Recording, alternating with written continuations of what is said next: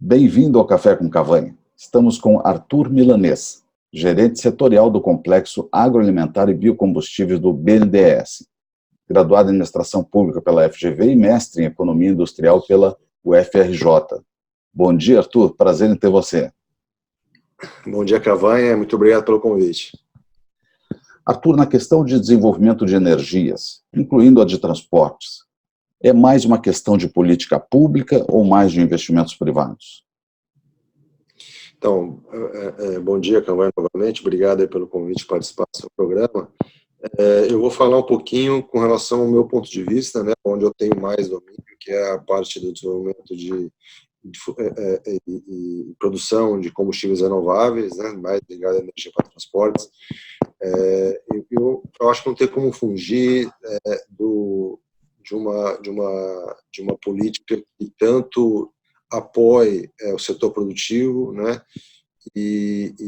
a desenvolver, a difundir novas tecnologias, o setor produtivo ou o mercado, se a gente quiser colocar assim, ele na questão de investimentos, programação de produção, precificação, eu acho que o mercado ele deve ter um maior protagonismo, né? Agora, quando a gente pensa no lado da política, tem diversos aspectos que são também relevantes. Eu mencionaria aqui, por exemplo, toda a importância que o Estado tem nas etapas embrionárias de desenvolvimento tecnológico, né, de novas tecnologias para a produção de combustíveis, novos combustíveis. Esse desenvolvimento normalmente se reveste de risco elevado, né, nessa etapa inicial, e também prazos de retorno muito longos. Então, isso normalmente afasta um pouco o interesse do setor privado, então a importância do Estado entrar nessa etapa mais inicial. Além do desenvolvimento tecnológico, o Estado também é muito importante na organização do setor, né? O marco regulatório é muito importante para dar previsibilidade aos investidores, né? Dar previsibilidade qual é a política de longo prazo para o setor de energia, no caso, o setor de energia para transporte. É muito relevante que o Estado tenha, dê segurança a quem investe, de que as regras vão ser cumpridas, enfim. E um terceiro ponto que eu acho que a política pública deve ter um certo protagonismo é na questão das externalidades ambientais. A gente sabe que as diversas soluções de energia têm externalidades ambientais diferentes, têm ciclos de carbono diferentes, e o Brasil é signatário de um acordo internacional para a redução de emissões de CO2, então isso já faz parte dos objetivos do país. Então é natural e é importante que a política pública ela aponte os seus incentivos de maneira a que as soluções de energia de baixo carbono sejam de alguma maneira ou outra mais difundidas no mercado, tenham mais participação no mercado e cresçam a sua participação, com isso reduzam, né, a pegada de carbono da nossa matriz. Agora, Arthur, no caso do Brasil, quer dizer, com questões fiscais importantes, restrições, e também a questão de capacidade de investimento, quer dizer, como fica isso, se precisa de política pública e investimentos também de governo, com as restrições que existem? Esse é um complicador a mais, né, para o Brasil no período que a gente está. É por isso que políticas públicas que dispensem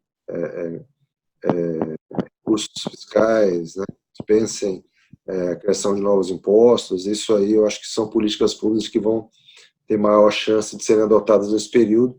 Eu citaria o RenovaBio, que é uma política que foi aprovada, né, no final do governo Temer, que tem como base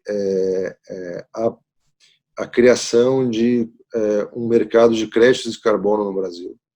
Então, as distribuidoras já têm, né, determinadas metas individuais de redução de CO2 dentro dos seus produtos. Então, elas terão que naturalmente buscar introduzir a venda ou crescer a participação de produtos de baixo carbono, e aí principalmente os biocombustíveis, não só etanol, mas biodiesel, biogás, enfim. Isso tudo vai ajudar a promover o crescimento dessas fontes renováveis. E a beleza do RenovaBio está em justamente não ter imposto e não ter recurso fiscal, né? Basicamente, com metas, né, de redução de CO2 das distribuidoras, você já vai criar os incentivos necessários para que esses produtos ganhem maior participação. Agora, Arthur, quer dizer, o petróleo entra numa fase de muita dúvida pela frente, quer dizer, como é que ele... Obviamente não vai se reduzir em muito, hoje o mundo são 100 milhões de barris dia e tal, quem sabe não caia tanto, mas a demanda por energia cresce fantasticamente. Então, como é que isso tudo, como é que essa equação vai acontecer? Eu acho que a gente tem dois desafios, né? Desafio de prover energia para uma demanda crescente, tanto do lado de energia elétrica, né? Você tem aí os países emergentes, né, crescendo muito, Índia, China, demandando muita energia, mas também tem a energia líquida para transportes que cresce também, né? A gente vê aí a frota de veículos mundial já superando a casa de 1,2 bilhão de veículos, né? A China vendendo aí acima de 25 milhões de veículos por ano. Isso é uma base, o Brasil vende entre 2 e 3, então a China vende 10 vezes por ano. O Brasil leva 10 anos para vender o que a China vende num ano de veículos. Então, assim, é muito veículo novo, é muita a frota crescendo, e mais do que compensa a redução ou a estabilização da frota nos países considerados desenvolvidos, que você já vê claramente uma tendência a estabilizar a frota ou mesmo reduzir, né? As novas gerações aí estão dando uma preferência a transporte público, tem menos carros, enfim, mas isso é o mundo desenvolvido. O mundo em desenvolvimento ainda não está nessa fase, a gente vê a frota crescendo na China, na Índia. Isso vai demandar energia líquida, né, vai demandar combustíveis renováveis, e combustíveis renováveis, se a gente imagina que todos esses países também estão buscando redução de CO2. Então, é uma oportunidade para o Brasil exportar biocombustíveis, exportar tecnologias de veiculares de baixo carbono, e eu diria que o petróleo ele vai continuar protagonista por algum tempo, né? A gente tem uma base de veículos a combustão que vão depender de gasolina, vão depender de diesel, e todas as alternativas que estão disponíveis, né, biocombustíveis para você limpar um pouco, a reduzir a pegada de carbono desses veículos a combustão que já estão rodando e vão rodar por muito tempo, e também tecnologias de veiculares que substituam o uso da gasolina, como veículos elétricos ou veículos híbridos. Eu acho que todas essas soluções elas vão conviver e vão ter o seu espaço nesse mundo do petróleo que é gigantesco, né, que é difícil de ser substituído num prazo muito curto de tempo, né? Eu acho que eu gosto sempre de lembrar, eu tive num evento do Departamento de Energia dos Estados Unidos, e um dos painéis é justamente o futuro da tecnologia veicular. E eu lembro até hoje que isso aí foi há 3 anos atrás, eu acho. O Head Global de P&D da GM tinha uma sala ali com umas 80 pessoas assistindo. Ele olhou assim para a plateia e disse: olha, veículo elétrico é muito bonito, a eletrificação é muito legal, 90% do meu budget de P&D vai para isso. Agora, ninguém aqui nessa sala vai ter o tempo suficiente para ver a eletrificação superar o veículo a combustão. Então, quer dizer, tudo em indústria automotiva leva muito tempo, porque, enfim, são centenas de milhares de veículos para serem substituídos, é muito lenta a mudança tecnológica. Então, a substituição de uma tecnologia que é perfeitamente compatível com o padrão de distribuição de combustíveis, que é o que a gente tem hoje, por uma outra que depende de uma infraestrutura nova, é lenta. Então, não que isso não pode ocorrer, mas ela não vai ocorrer nos prazos, talvez, que os países estão buscando em termos de redução de emissões, né? Então, tem uma questão de timing envolvido. Então, isso não quer dizer que não deva ser incentivado, claro que tem que ser incentivado, mas você precisa de soluções também de curto prazo. Então, acho que eu diria que na busca por redução de emissões, a gente tem uma solução à mão, que é, por exemplo, o biodiesel, etanol, que pode tirar carbono da frota a combustão que a gente já tem hoje e continua crescendo. A gente tem os veículos híbridos, que são veículos que são perfeitamente compatíveis com esse padrão de distribuição, que naturalmente vão ter preferência do consumidor, os números já mostram isso.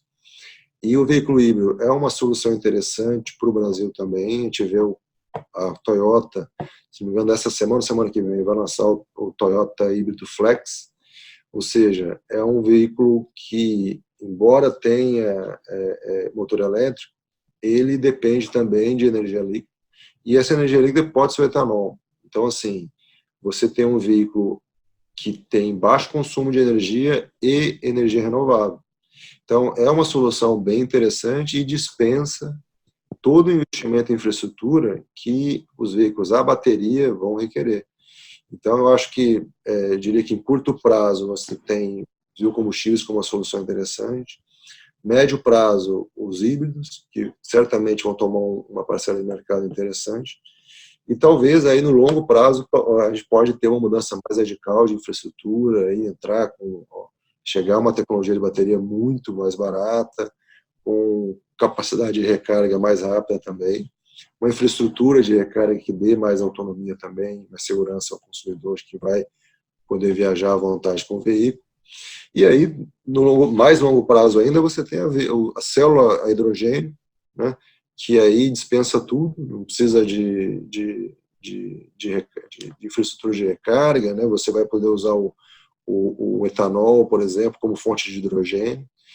Então, acho assim, você tem uma série de soluções de baixo carbono que tem diferentes, vamos dizer assim, prazos de utilização ou de disseminação, e eu acho que a gente vai conviver com todas elas por muito tempo ainda, incluindo o próprio combustíveis fósseis. Nossa. Enquanto tiver petróleo a 5, 6 dólares para tirar, no caso da Arábia Saudita, economicamente é muito complicado para as soluções alternativas competirem.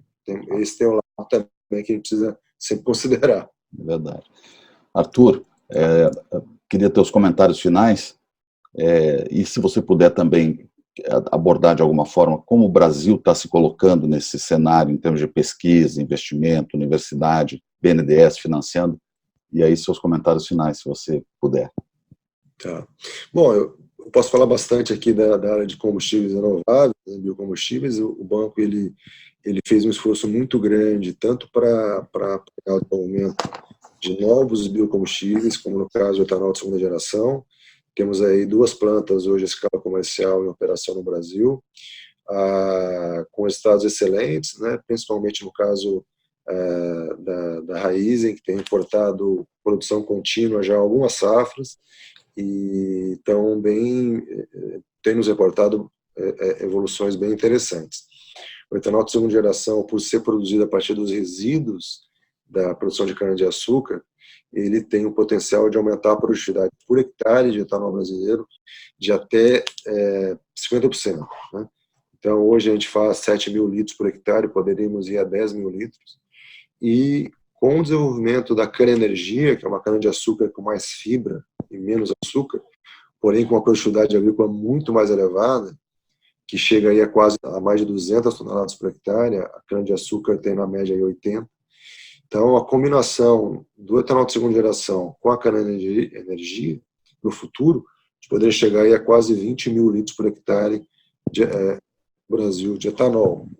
Enfim, daria uma competitividade excelente para o etanol brasileiro. Então, a gente confia bastante no desenvolvimento tecnológico dessas 2 rotas. E, além disso, o banco apoiou outras tecnologias disruptivas, está entrando agora no mercado o biogás, que foi uma tecnologia que o banco apoiou há 10 anos atrás, que converte outros resíduos da cana-de-açúcar, principalmente a vinhaça. Não sei se você sabe, Cauê, mas para cada litro de etanol que o Brasil produz, como subproduto, a gente tem entre 10 a 12 litros de vinhaça. Então, assim, se a gente faz hoje 30 bilhões de litros de álcool, a gente tem uma produção em torno aí de 300 a 360 bilhões de litros de vinhaça. Então, é um resíduo muito importante. E o biogás, ele é uma tecnologia que converte esse resíduo em biometano. Então, ele pode ser utilizado tanto para substituição do diesel, quanto para queima em caldeira e geração de eletricidade. Então, assim, é uma energia renovável de um resíduo da cana. Então, assim, o que a gente vê é que tem várias tecnologias que estão entrando em maturação e que vão trazer ganhos de produtividade e eficiência muito grandes para a indústria de cana-de-açúcar. Ótimo. Gostaria, então, de agradecer a Arthur Milanês, do BNDES, pelo tempo, pela conversa. Muito obrigado, Eu que Arthur. agradeço, Pegão. Obrigado a você. Um abraço. Obrigadão. Obrigado. Bom dia a todos. Muito obrigado. Tchau, tchau.